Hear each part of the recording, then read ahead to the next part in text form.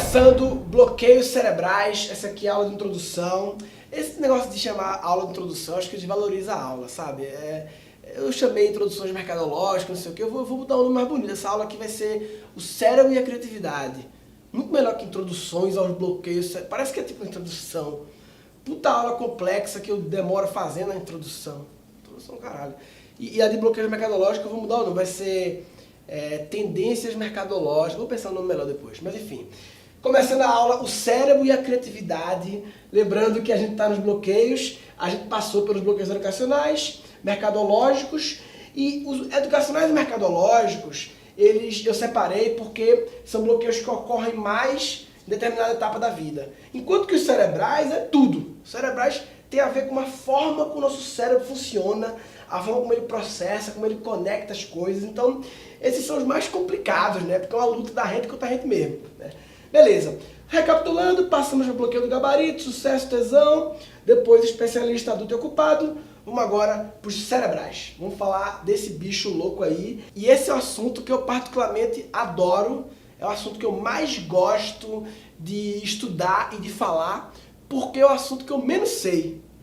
É o que eu menos sei, né? Porque é o assunto mais complexo do mundo, e naturalmente é o que eu menos sei, e por eu menos saber é o que mais me apetece, me instiga para saber mais, né? Eu sempre lembro do só sei que nada sei, né? Clássico, né? Que cada vez que você abre uma porta para o universo do cérebro, você faz, puta que pariu, tem isso ainda que eu não estava ligado. E a frase do Sócrates, é o complemento, que é mais legal ainda, que é só sei que nada sei, e o fato de saber disso me coloca em vantagem sobre aqueles que acham que sabem alguma coisa. A maior ignorância é não ter consciência da sua ignorância. Porque a gente tem que saber aquilo que a gente não sabe e se declarar ignorante, né? Porque quando a gente se declara ignorante, a gente na verdade está se declarando pronto para aprender, portanto, né? Queria começar falando sobre a teoria do cérebro trino. É uma teoria clássica que separa o cérebro em três tipos de cérebro, né? Então, o cérebro reptiliano, o sistema límbico e o neocórtex. O reptiliano, esse daqui mais do meio, o sistema límbico aqui ao redor e o neocórtex aqui em volta. Vamos falar rapidinho de cada cérebro desse. Cérebro número 1, cérebro reptiliano, é o cérebro mais primitivo que a gente tem e é o cérebro que tem uma grande diretriz: sobrevivência. Se fosse um software, ele teria só uma linha de código, survive, ponto, é isso. Então ele lida com as coisas mais básicas de controle do medo, de fome, de sede, coisa ligada à sobrevivência. E ele tem três tipos de respostas básicas, né? Fight, flight or freeze.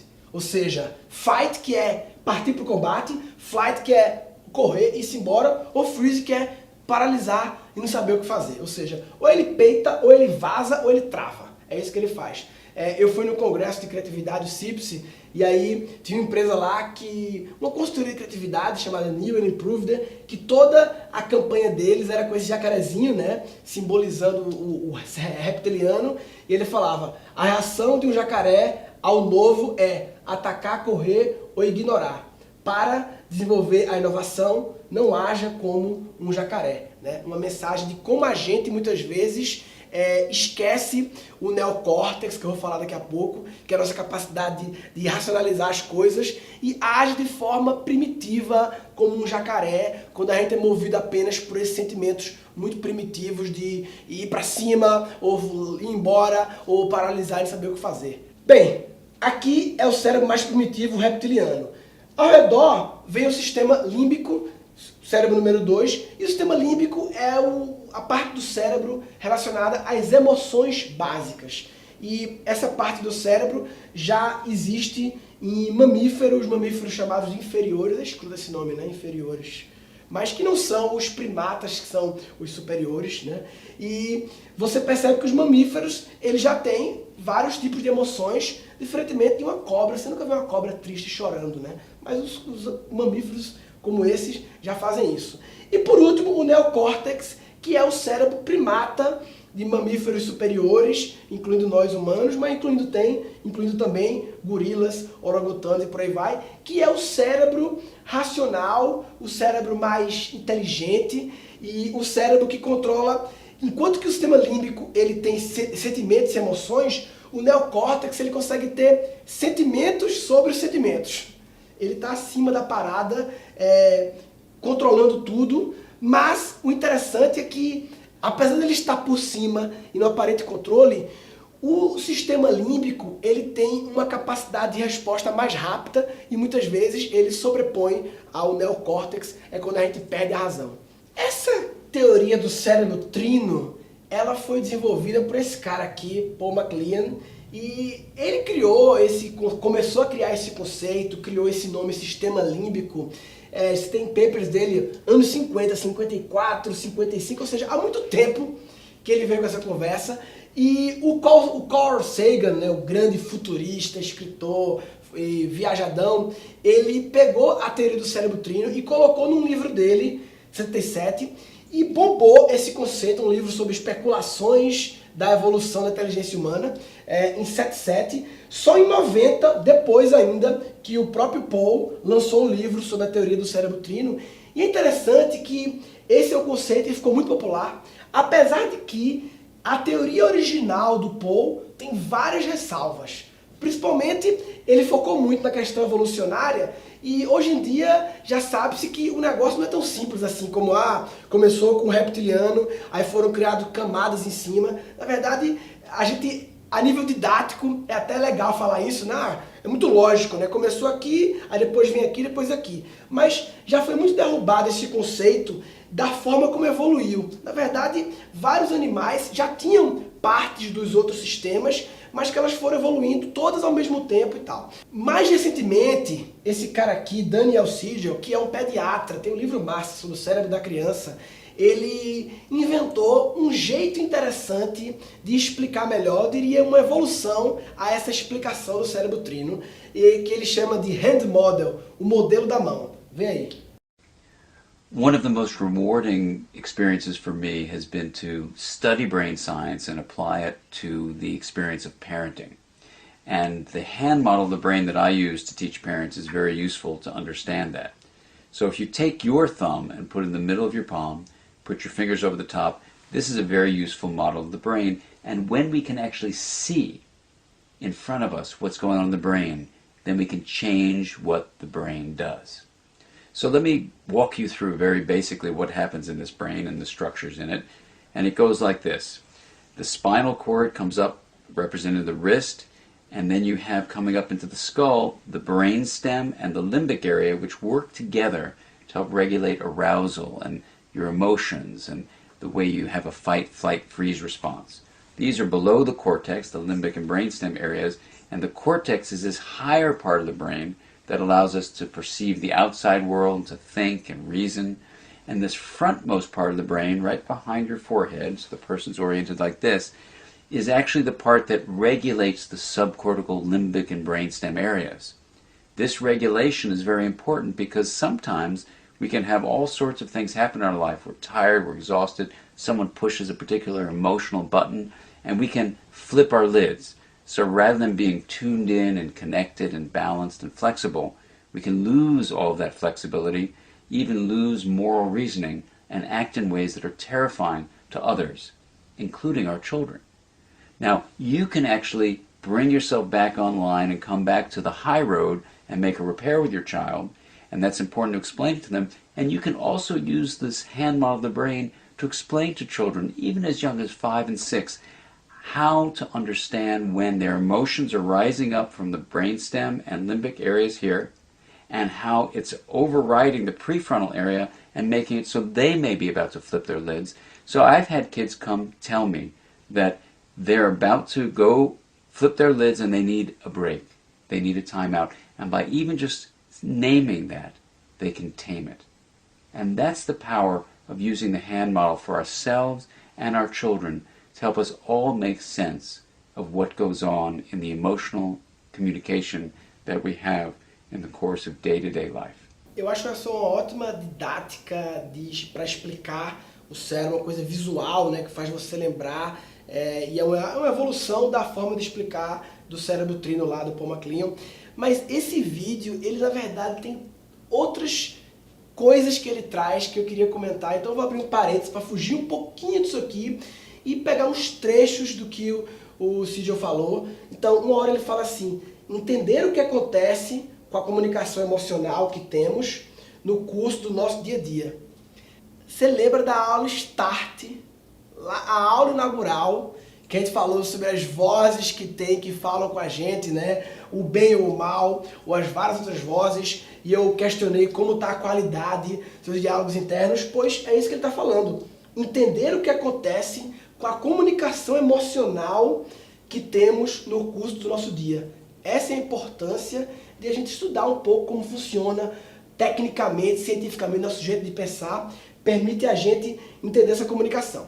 Outra coisa legal que ele falou, quando nós, de fato, conseguimos ver na nossa frente o que está acontecendo no cérebro, então nós podemos mudar o que o cérebro faz. Quando a gente consegue perceber, visualizar e ver o que está acontecendo, a gente consegue modificar e no final ele fala, apenas por nomear esse processo, eles já se amansam. Eu também falei isso na aula Start, lembra? Eu falei sobre a questão como a gente começa a dar nome, essa aqui é a voz da resistência, é a voz da procrastinação, é a voz do perfeccionismo. É isso que ele está dizendo. Quando a gente começa a olhar o cérebro na nossa frente e dar nome para os sentimentos e emoções, a gente consegue amansá-los. É engraçado que a Tânia Mujica, eu já falei muito dela, eu fiz um coach com ela, várias sessões, né? E eu me lembro que nas primeiras sessões ela deu para mim uma lista de sentimentos, de nome de sentimentos, e falou, estude os sentimentos. Estude a diferença entre esses sentimentos aqui, para você poder identificá-los melhor. E é engraçado como as coisas se conectam, né? Porque eu estava lendo um filósofo que eu gosto, Spinoza, sem estar procurando nada disso, e é o que Spinoza falou. Spinoza falou, uma emoção, que é uma paixão, ela deixa de ser uma paixão assim que a gente forma uma visão, uma ideia clara e distinta do que ela é. Ou seja, é isso em outras palavras, né? Uma emoção deixa de ser quando a gente dá um nome para ela e torna ela uma ideia. E aí, recentemente agora, eu fazendo meditação guiada no Headspace, o meu grande amigo Andy, que é o cara que eu mais ouço da minha vida, que é a voz do Headspace, ele também trouxe, entre as meditações guiadas, ele faz umas técnicas e tal, uma técnica chamada Noting, que também é a mesma coisa. A técnica de você, quando estiver sentindo algo, dar um nome para aquele sentimento, reconhecer qual é aquele sentimento, sem muita burocracia e tal. Ele dá um exemplo de, imagina como se fosse um copo de cristal e uma pena, e você apenas tem que tocar o copo, assim, o sentimento para dar nome. Não precisa botar ele numa caixa e tal, até porque muitas vezes é difícil de você categorizar, né? E aí, conectando também, eu li sobre um cara chamado James Pennebaker, que ele criou a teoria que ele chama de Expressive Writing, que ele descobriu que pessoas que têm traumas grandes, problemas psicológicos, conseguem muitas vezes melhorar só escrevendo sobre o próprio problema. Que no fundo é uma forma indireta de fazer o que o Andy chamou de noting, o que o Daniel Siegel chamou de name the emotion. Quando você começa a escrever, pessoas que engajam nessa escrita expressiva, reportando seus sentimentos, elas ficam melhor e tal, enfim. Ele tem vários benefícios provados disso. Que isso também conecta o poder das palavras com 4 compromissos, lembra? Primeiro compromisso, seja impecável com a sua palavra, que na verdade eu troquei para ficar atento ao poder da palavra. A palavra é tão poderosa que é capaz de simplesmente você, por fazer uma expressive writing e expressar sentimentos, você consegue identificá-los e acalmá-los. E o cara que virou a maior referência no que eu estou falando agora é esse cara aqui, Daniel Goleman, porque tudo que eu estou falando agora, nesse parênteses, tá um parênteses aberto, tá lembrado, né? Eu abri um parênteses e vou fechar daqui a pouco. Tudo que eu falei nesse parênteses até agora pode ser resumido numa palavra: inteligência emocional. Capacidade de você gerir as suas emoções de forma inteligente. O Daniel Goleman, ele usa uma expressão que é o sequestro da amígdala, que a amígdala é essa parada aqui que faz parte do sistema límbico, que é responsável principalmente por perigo, análise de perigo, medo. E é engraçado como muitas vezes ela nos sequestra. Eu falei isso já no Bloqueio do Sucesso também, né? Como nós somos movidos pelo medo, muitas vezes. A gente começa a ver uma matéria na televisão que tem a ver com uma coisa ruim, um sequestro, você quer ver. Porque no fundo é a sua amígdala sequestrando sua atenção para dizer, velho, vê isso aí, porque pode ser que vendo isso aí tu se proteja de como não cair nisso que está acontecendo aí. Então, o sequestro da amígdala é quando a gente perde a nossa razão e fica movido simplesmente pelo medo, pelo poder da amígdala. E trazendo para uma situação bem do que eu falei nas técnicas, lembra do advogado do diabo, advogado do anjo? Normalmente o advogado do diabo, essa vontade que a gente tem, incontrolável, de mediante uma ideia querer julgar, querer criticar, tem um pouco a ver com isso também, com a gente querer sempre encontrar o perigo das coisas, ver o que vai dar errado e esquece de ser o advogado do anjo, tentar construir em cima daquilo. O Daniel Goleman chama de inteligência emocional, o Navy SEALs americanos, né, chamam de mental toughness, sei lá como é que fala isso aqui, toughness, que é toughness, né, que é firmeza mental, dureza mental, né? Mas que no fundo tem a ver com a inteligência emocional de Goleman. E eu achei muito legal esse frameworkzinho aqui, que pega aqueles 3 Fs, que são as respostas que o cérebro reptiliano e o sistema límbico lidam muito, né? Que é o fight, flight e freeze. E ele coloca no framework, ele adiciona um face, que é encarar a parada, né? E ele coloca no framework que é o seguinte, ó. Aqui pra cima é quando você engaja com a coisa, quando você se conecta. Aqui para baixo é quando você desengaja. E aqui na esquerda e na direita é quando você repele, se afasta e quando você se atrai. Então, por exemplo, o fight é você tá querendo repelir aquilo, mas está repelindo, engajando, né? Porque brigar é engajar, né? É um engajamento negativo, mas é engajar. Enquanto que o flight, que é o vazar, é você repelir e desengajar. Você está indo embora e não está engajando. O freeze é o desengajamento, mas você está atraído, porque você está ali perto. Quando você paralisa, você continua perto. E o mais legal de todos é o face, que aí vem a inteligência emocional, a mental dureza, que é você encarar as paradas, claro, encarar com tranquilidade, com clareza, dando nome às coisas, sabendo onde está se metendo, sabendo os riscos, mas encarar. Fecha o parênteses que eu queria abrir, voltamos aqui ao que eu estava falando do cérebro trino, e o interessante é o seguinte, quando o Paul McClelland lançou esse livro que bombou essa teoria, foi no ano de 1990, nesse mesmo ano, Bush pai, né, ele assinou uma lei lá, declarando que em 1990 estávamos começando a década do cérebro. E foi uma lei que implicou que várias instituições de pesquisa alocassem uma verba grande a estudos do cérebro, porque chegou a hora de estudar o cérebro e tal. Isso aqui era o site desse projeto, lá em 1990 tinha um site desse projeto já.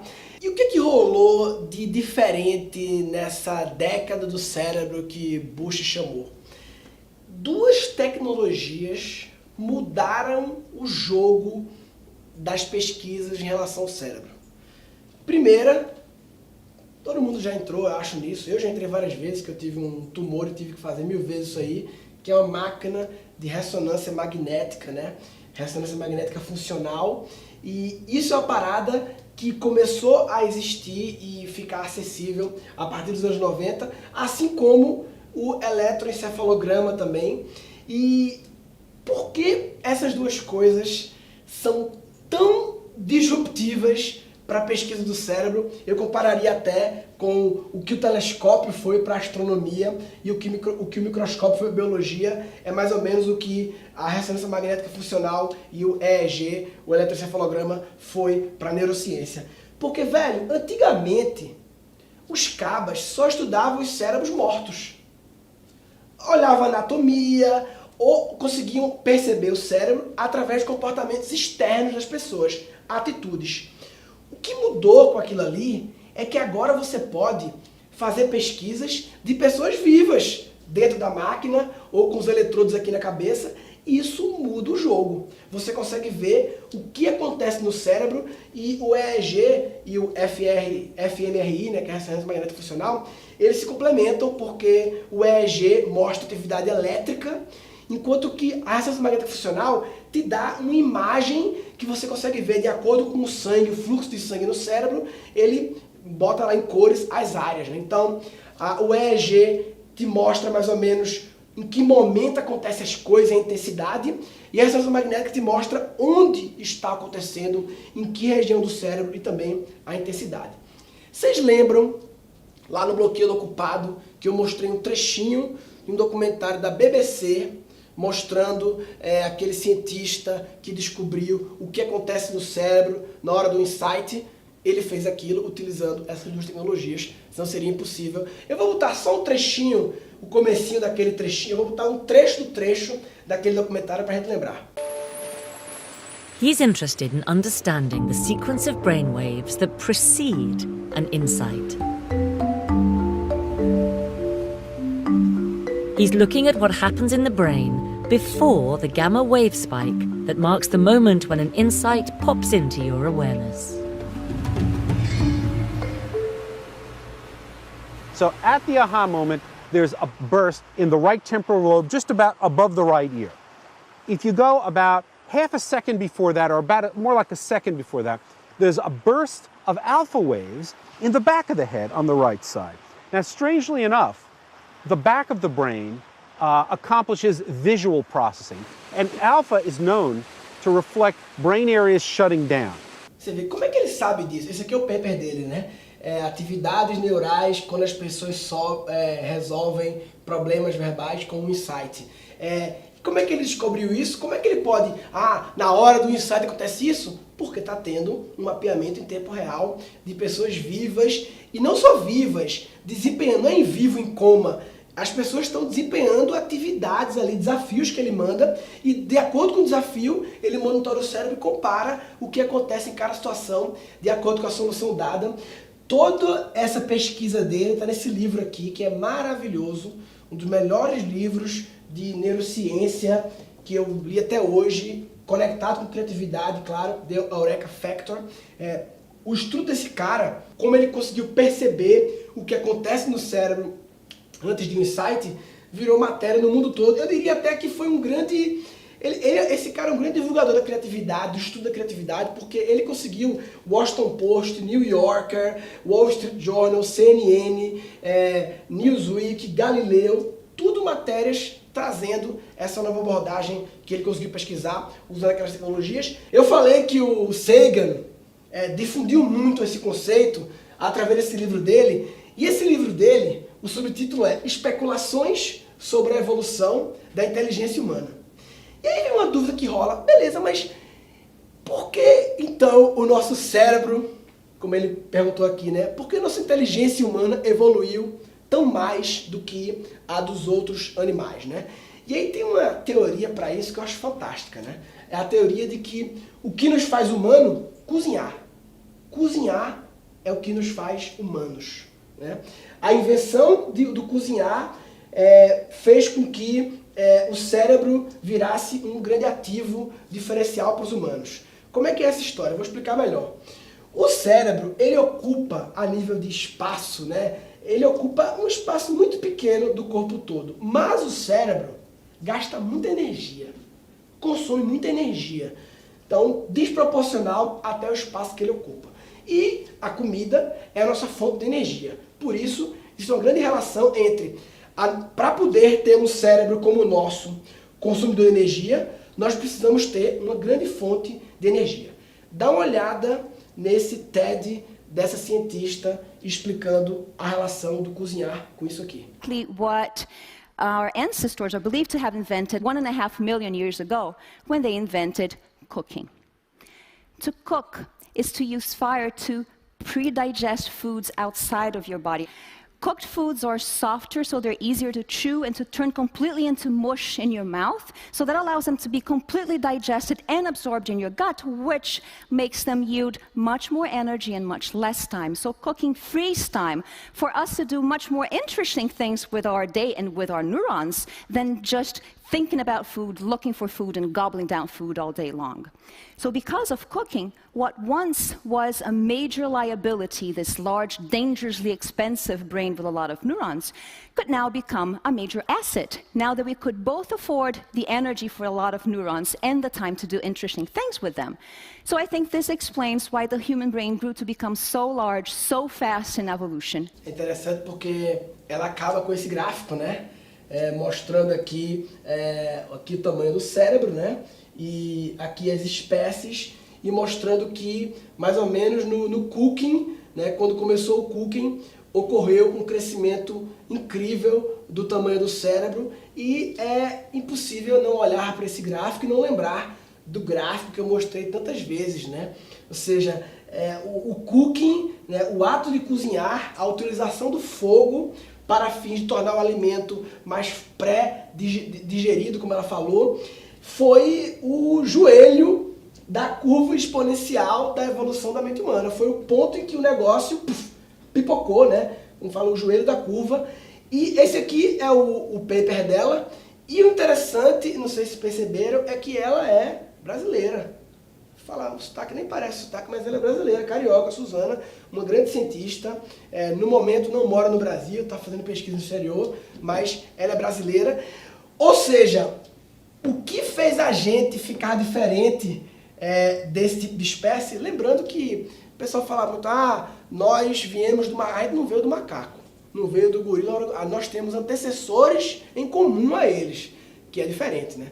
Mas o que fez a diferença é que esses bichos tinham que passar cerca de 9 horas por dia comendo. Então não tem pra fazer nada mais. A vida deles era só procurar comida e comer, e depois procurar comida de novo e comer, e não tinham tempo para fazer outras coisas, até que a espécie humana começou a utilizar o fogo para cozinhar. Isso permitiu ganhar tempo e permitiu termos a energia necessária para ter um cérebro que é muito, como ela chama, caro.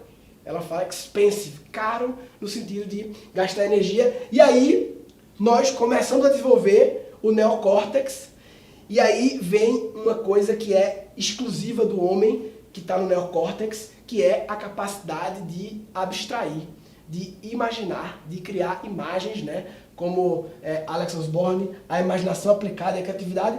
Nós começamos a aplicar a imaginação para quê? Para criar formas mais eficientes de caçar, criar ferramentas e coisas que cada vez mais otimizassem mais o nosso tempo. Fomos imaginando ferramentas e por aí vai. Legal, bonito esse negócio do cérebro, não sei o que, legal. O que é que isso tem a ver com criatividade? Trazendo agora para o nosso tema aqui. Como eu falei, o cérebro ocupa um espaço pequeno, mas gasta muita energia. E qual é o problema disso? Lembra qual é a diretriz primária do nosso cérebro mais primitivo? A diretriz é survive, sobreviver. E para o cérebro, sobreviver significa gerir energia, poupar energia. Já parou para pensar o seguinte, que se fizesse uma linha do tempo da existência do Homo sapiens no planeta, uma linha do tempo, fosse um jogo de futebol, pois bem, até os 44 do segundo tempo, ou seja, grande parte da nossa existência, o acesso à energia era muito difícil. Pô, energia o quê? Comida. Por quê? Porque, cara, todo dia tinha que caçar um bicho novo, não tinha sistema de refrigeração, não tinha como armazenar, a gente tinha que todo dia estar caçando, estar preocupado se vai ter comida hoje. Ou seja, grande parte da existência humana foi assim que funcionou. De alguns séculos para cá, séculos, que não são nada perante a nossa existência, de alguns séculos para cá, é que a gente passou a ter acesso à energia, à comida abundante. Nem todo mundo tem ainda, né? Mas grande parte do planeta tem, a hora que quiser, quando quiser, conseguimos conservar e tal. O problema é que o nosso DNA, ele funciona num ritmo diferente, a evolução biológica é muito lenta. Então, o nosso DNA ainda acha que nós estamos na selva africana. Ele não atualizou o software ainda para perceber que nós temos energia abundante. Então ele continua obcecado em poupar energia. Continua obcecado em buscar o caminho mais curto, o caminho com menor gasto energético.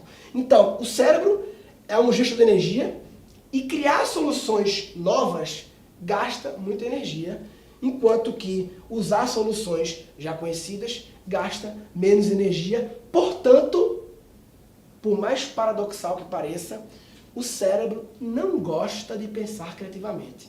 Não interessa ao cérebro isso aí. O cérebro gosta de quê? De acessar padrões. Nós somos caçadores obsessivos e doentes por padrões. A gente adora padrões. Você começa a olhar para a nuvem. Em poucos segundos você começa a ver o castelo. Não tem porra nenhuma ali, mas você vê um elefante. Por quê? Porque enquanto seu cérebro não conseguir encaixar aquela forma da nuvem num padrão que você conheça, ele fica perreado. Na hora que ele vê o castelo do elefante, ele... Opa, aí sim, hein, papai? Aí temos um castelo, aí é nós. Eu gosto muito de viajar, né? Eu tirei umas fotos da viagem para a Turquia, que eu achei engraçado, que era na Capadócia, né? Aquele monte de morro, aquele monte de coisa. E aí sempre tinha, assim, um morro, uma pedra, né? Que parece pedra do coelho, né? Que parece um coelho aqui, o olhinho do coelho, não sei o quê. Aí o outro era isso aqui, ó, parece 2 olhos e a boca, né? E os caras sempre... E, cara, isso é um exemplo do nosso cérebro caçador de padrões. Porque qual é o padrão que a gente mais conhece? O padrão que a gente é acostumado a ver desde 1 ano de idade.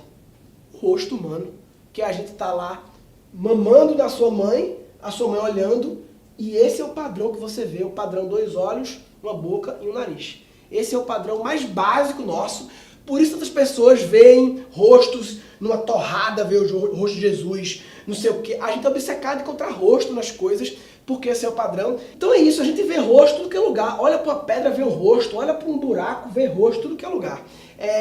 Resumindo então, os animais, os outros animais, fora a gente, nós somos um animal também, e os humanos, ambos têm essa diretriz de sobrevivência, né? Só que os animais são comandados pelo instinto e eles não conseguem não obedecer o instinto, enquanto que nós somos comandados por padrões, que seria o nosso instinto, com a diferença que nós conseguimos quebrar os padrões. Nós, se quisermos, conseguimos quebrar os padrões, e isso requer energia. Hard work, papai. Então, a questão é, vamos gastar energia? A única forma de fazer coisas diferentes, criativas, é desafiar o nosso próprio cérebro. Por isso que nos bloqueios anteriores eu falava muito de raspar, né? Ah, tem que raspar essa aprendizagem. Aqui, quando se lida com o cérebro, na verdade é uma luta. Não é nem raspar, é lutar com o cérebro. Tem que brigar. Você lembra que eu falei lá na aula Start? A gente é muito bom em enrolar a gente mesmo. A gente é muito bom em convencer pelo caminho que gasta menos energia, porque essa é o objetivo do cérebro, poupar energia. A gente é muito bom em convencer a ficar na zona de conforto. Lembra a história da zona de conforto? Que eu mudei o nome, né? Botei um nome ruim aqui, zona de estagnação, e o nome bonito aqui, zona de diferenciação.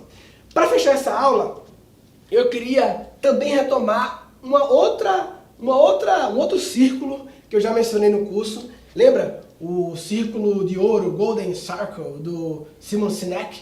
Circle, não, Circle, como é que chama? Circle. Aí é foda, papai. Aí manja no inglês. Circle. Golden Circle. O que eu falei? Antes? O que eu falei antes? Circle.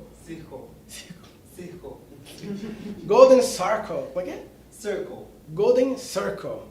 Lembra do Golden Circle, do Simon Sinek, que primeiro começa com o I, depois o how, depois o when, e na verdade você pode olhar com esse olhar de que o why comunica com o cérebro límbico, porque o why te dá o propósito, o why te dá o motivo, e o motivo gera motivação. Ou seja, para a gente conseguir ter forças para lutar contra o nosso próprio cérebro, cujo objetivo é poupar energia, e a gente como fazer com que ele, não papai, vamos gastar energia, nós precisamos de um bom why, um bom porquê, senão fica muito caro, fica muito difícil, requer esforço demais. Quando a gente tem um bom motivo, um bom propósito, a gente consegue ir de encontro ao nosso próprio cérebro e gastar mais energia, já que temos energia abundante, não precisa ficar com essa pirangagem do cérebro, né?